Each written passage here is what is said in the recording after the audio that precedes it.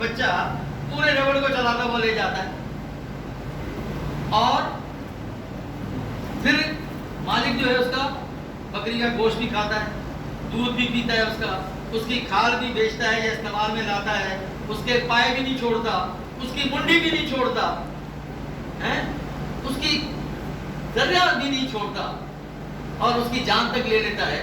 اسی طریقے سے جو حاکم قوم ہوتی ہے وہ غلام قوم کی تمام پیداوار، سرمایہ، اجناس اور جان تک اپنے فائدے میں استعمال کرتی ہے، جان تک اپنے فائدے میں استعمال کرتی ہے۔ آج آپ دیکھ لیں کہ مسلمان قومیں چاہے تیل کے خزانوں سے مالا مال ہیں، لیکن انہوں نے پتہ ہے آپ کو کہ جتنے بھی تیل کی ریفائنریز ہیں ان میں باہر کی ٹیکنالوجی استعمال ہوئی ہے، اس لیے وہ آئے، ان سے کہا گیا کہ ہمارے پاس آ جائیں، تیل جو ہے نکالیں کیسے؟ تو انہوں نے کہا کہ 50% ہم لیں گے، 50% تمہارا ہوگا۔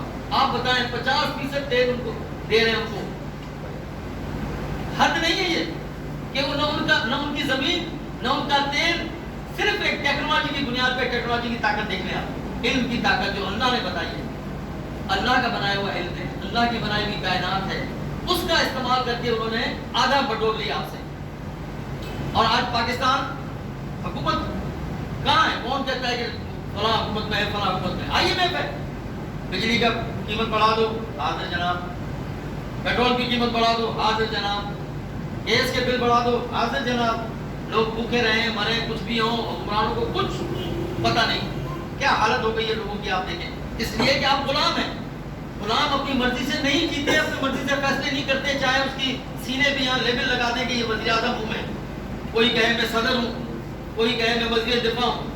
جیسے بھی پرسوں ہمارے خواجہ آصف صاحب فرمان تھے، وزیر دفاع صاحب، کہ جی فلسطینی بیچارے تنہا ہیں، ان کی کوئی مدد نہیں کر رہا، وہ کٹ رہے ہیں۔ تو وزیر دفاع ہے بھائی، ایک ملک کا وزیر دفاع ہے، کم از کم تو یہ نہ کہے، تجھے شرم آنی چاہیے۔ پھر کل ایک ہمارے پریزیڈنٹ صاحب کا بیان آیا کہ جی امہ کو چاہیے کہ امام حسین کی شہادت کو دیکھتے ہوئے حق کے لیے اٹھ کھڑے ہو۔ سب سے بڑے مطلب ایسا چل رہا ہے، پوری قوم سو رہی ہے۔ اس ایک بات میں اگر اٹھ کے کھڑی ہو جائے کہ آ جاؤ بسم اللہ میں اٹھتے ہیں ہم، لیکن اب فیصلہ آپ پر ہے۔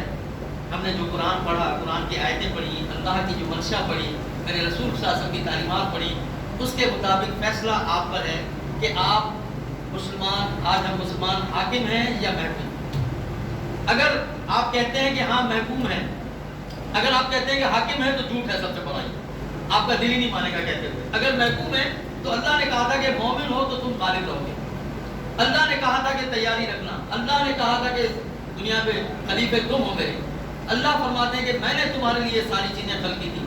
تو اس کا مطلب ہے کہ اللہ تعالیٰ ہمیں اور آپ کو قرآن پاک کو پڑھنے کی، سننے کی، سمجھنے کی، اس پہ غور اور فکر کر کے عمل کر کے اسے دوسروں تک پہنچانے کی توفیق عطا فرمائے۔ امیر صاحب فرمانا چاہتے ہیں۔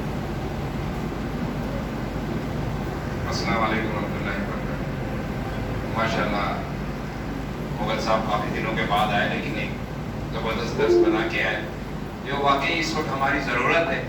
اب ہم لوگ نے سبوں نے یہ قرآن سنا، قرآن کو اس طرح سمجھا، اب کیا ہے، اب ہمارا یہ فرض ہے کہ یہ بات ہم غوروں تک پہنچائیں۔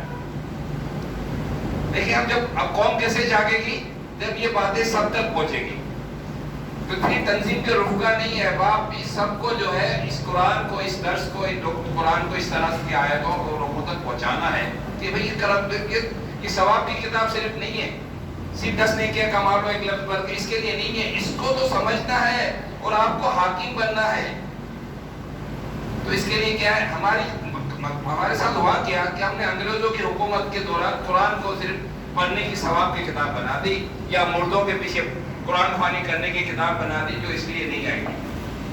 تو اب ہم سب پہ فرض ہے کہ زیادہ سے زیادہ دروس کریں، اپنے گھروں میں کریں، لوگوں کو بلائیں، لوگوں کو یہاں درس کی دعوت دیں، تاکہ لوگوں کو قرآن کی عظمت کا پتہ چلے۔